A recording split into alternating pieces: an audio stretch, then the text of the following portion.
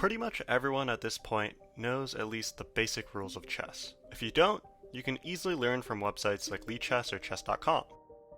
With millions of users and games going on every moment, supercomputers that destroy the best of humans, and way too many openings for its own good, it's not uncommon to feel like chess has gotten a little stale. Luckily, a simple solution exists: atomic chess. Invented in 1982, the rules build off traditional chess rules with just a few important exceptions. Note that these are the rules consistent with the online website Lichess. First, all captures cause an explosion by which the captured piece, the piece used to capture, and all surrounding pieces except pawns that are in a 1 square radius are removed from the board. This immunity to explosions applies both to allied and enemy pawns that aren't the one doing the capturing or being captured. If you en passant, the center of the explosion emanates from the pawn doing the capturing. Second, traditional checkmate applies to atomic chess as well, but any move that results in blowing up the opposing king will result in an immediate victory, overriding all checks and checkmates. This means, in positions like this one, the game doesn't end if the black rook checks the white king like this, since white has the ability to explode the black king, even though in traditional chess this would be considered checkmate. Third, it is illegal to capture a piece that would blow up your king, nor can a king capture any piece according to atomic rules, as the captured piece blows up and is removed from the board. As a result, situations like this can occur, where the kings are on adjacent squares. This also means that checks sometimes don't necessarily have to be respected if both kings are touching. However, you can still create what is called an atomic checkmate through positions like this one. When it comes to stalemates, atomic chess is pretty good at avoiding them, but that doesn't mean they're impossible. Take this position for example. How white would have gotten here if they were trying to win eludes me, but if it was black to move here, it would still be a stalemate. The reason why black can't move to f1 or f2 is because it would put them in what's called atomic check, but they technically aren't in atomic check at the moment since the white king is neighboring. Another example of stalemate could be here, where any move would explode the black king, but since they aren't in check, it's considered a stalemate. Note that this contrasts with atomic checkmate, where if we substituted the rook for a queen, it would be a win for white. As a side note, atomic check is necessary for absurdly specific situations, like castling rules. In both atomic chess and normal chess, you aren't allowed to castle in, out, or through normal check. However, you actually can castle out of atomic check, as long as the base castling rules are met.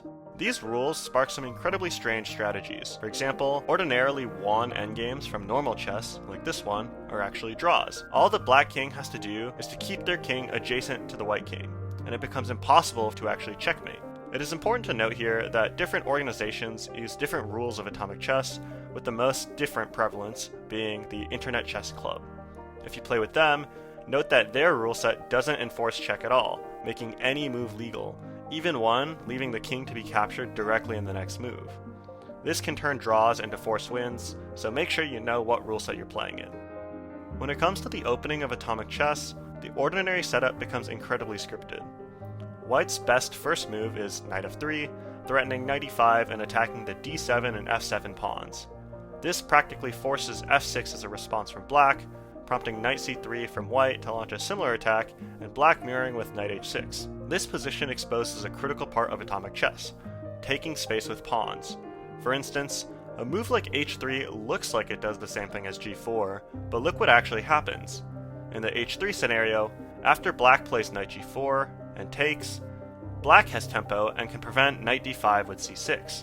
However, in the g4 scenario, if black tries the same idea and takes the pawn themselves, even though it's the same in material, now white gets the initiative to play knight d5, guaranteeing the loss of the queen by either threatening the c7 or the e7 pawn and potentially eyeing even an explosion win. With this in mind, the rest of the engine line becomes rather predictable. White pushes pawns down the board while black struggles to protect their position. In fact, from the get-go, white starts the game with a +4 advantage in comparison to black.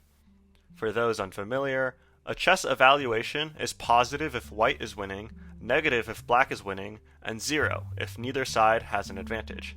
The number represents the magnitude of which side is winning. Now, personally, I love the game concept, but it feels so unbalanced. Having the first move feels so unfair, and it makes the game revolve around huge sequences of tempo. Even worse, it's not like ordinary chess, where the evaluation can be roughly equated to a point system for the pieces. If you don't know, in normal chess, a pawn is worth about 1 point of evaluation, bishops and knights are about 3, rooks are about 5, and queens are about 9. However, in atomic chess, the evaluation is built upon lines of attack, meaning even removing one piece can drastically sway the engine's belief about who is winning. As an example, if you simply remove the kingside white knight, the evaluation doesn't go down to just +1, but rather drops all the way down to -1.7. If you let black start with their pawn on f6 to preempt knight f3, the engine evaluation drops only to +1.3, not enough to make things even. As a result, I set out to find a simple sequence of moves that would act as a quality of life change, and after a bit of experimenting, I came across this starting board position. With just 2 moves from each side, I was able to balance the starting game position evenly according to a Stockfish engine with a depth about 46. If you aren't convinced by this, I'll quickly explain how a chess engine works. Essentially, computers analyzing turn-based games like chess utilize their ability to evaluate a vast number of possible future moves at incredible speeds. In engines, this is done through a combination of search algorithms and evaluation functions. The engine simulates the potential sequence of moves, often to a certain depth, and assigns scores based on how favorable the resulting positions are for each side. Atomic chess engines follow these heuristics, but due to the rule changes, the evaluation functions change significantly with respect to the board, with the big change being part of the evaluation of king safety. Since offense typically makes the best defense, and checks don't always have to be respected, the engine can throw out long checkmate setups or late game endgames in exchange for more firepower in the mid game. The core of this approach is the minimax algorithm, which assumes that both players will make the best possible moves. One player is trying to maximize their advantage, while the other is trying to minimize that player's previous advantage. To make this process more efficient, chess engines implemented a technique known as alpha-beta pruning. This method reduces the number of nodes evaluated in the search tree by eliminating branches that won't affect the final decision. If a certain move is already worse than the previously examined option, the engine stops exploring it further. To evaluate how deep an engine goes, that's where the depth parameter comes in. This parameter refers to how many half moves the engine explores ahead in the decision tree. A higher depth allows the engine to see further into the future, identifying tactics and strategies that unfold over several moves. However, the number of possible positions increases exponentially with each additional depth increment, making it computationally expensive for the search to go very deep. For context, I let the engine run for an entire 8-hour workday and only got to 46.